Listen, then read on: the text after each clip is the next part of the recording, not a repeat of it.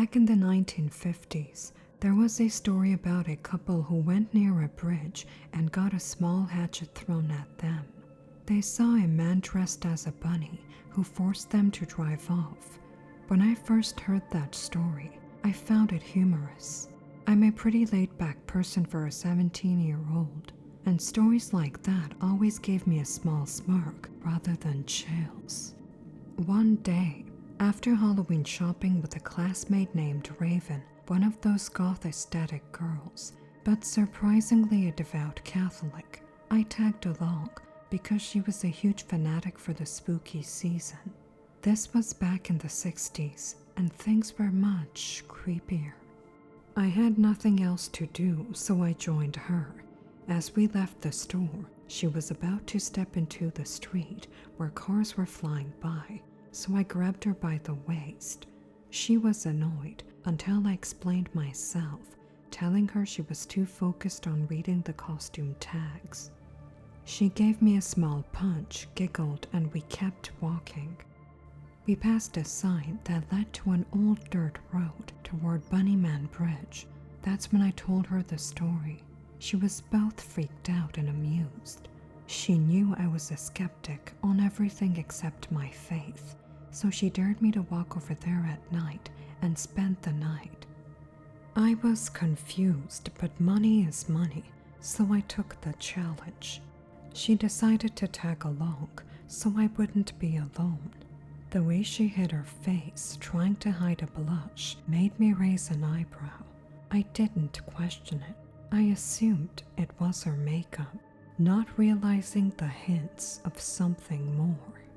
On October 30th, 1963, we both went down the trail with a small tent, some snacks, and a flashlight. I brought my dad's rifle just in case a bear or deer got too close. I wasn't really convinced there was actually a mental person wearing a bunny suit.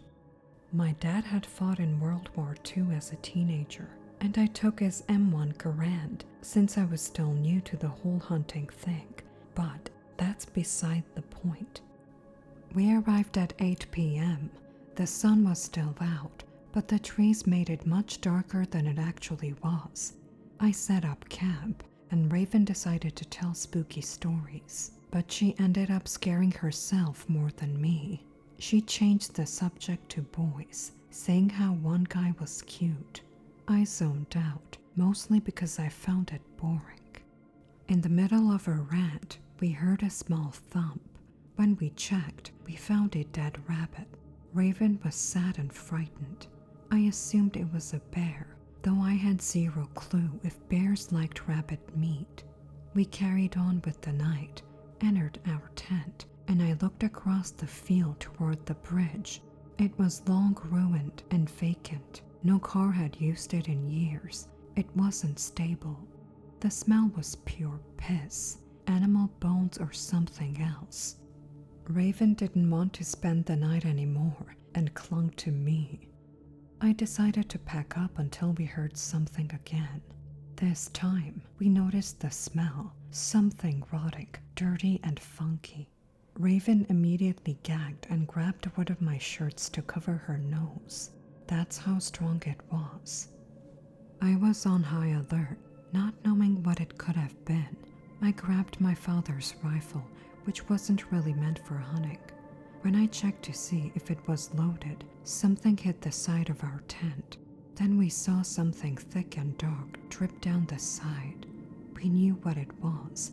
The smell of iron hit our noses.